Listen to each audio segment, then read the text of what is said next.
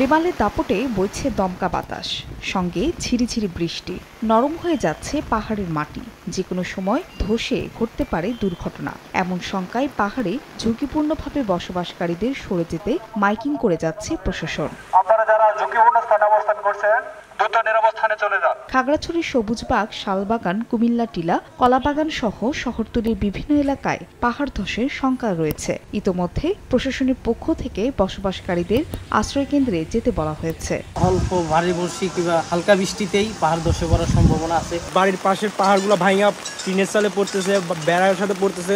অন্যদিকে দীঘিনালা, মারিশা এবং মহালছড়ি সিন্দুকছড়ি সড়কে পাহাড় ধস মোকাবেলায় এবং যান চলাচল যেন বিঘ্নিত না হয় সেজন্য কাজ করে যাচ্ছে সড়ক বিভাগ। নগদে ৫০০ টাকা বা তার বেশি পেমেন্টে পেতে পারেন ঢাকায় জমিসহ ২০ কোটি টাকার পুরস্কার।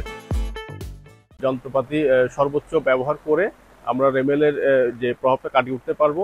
রাঙামাটিতে পৌর এলাকায় ২৯টি এবং 10টি উপজেলায় ৩২২টি আশ্রয়কেন্দ্র প্রস্তুত থাকলেও এখনও সেখানে যায়নি কোনো বাসিন্দা। পাশাপাশি প্রতিটি উপজেলায় একটি করে কন্ট্রোল রুম খোলা হয়েছে। পুলিশ, আনসার, রেড ক্রিসেন্ট সহ বিভিন্ন সংগঠন সর্বোচ্চ সতর্ক রয়েছে। জেলা প্রশাসনের উদ্যোগে তারা মাইকিং করতেছে। আমরা যদি পরিস্থিতি একটু খারাপ দেখি আমরা আশ্রয়কেন্দ্রে যাওয়ার জন্য আমরা প্রস্তুত।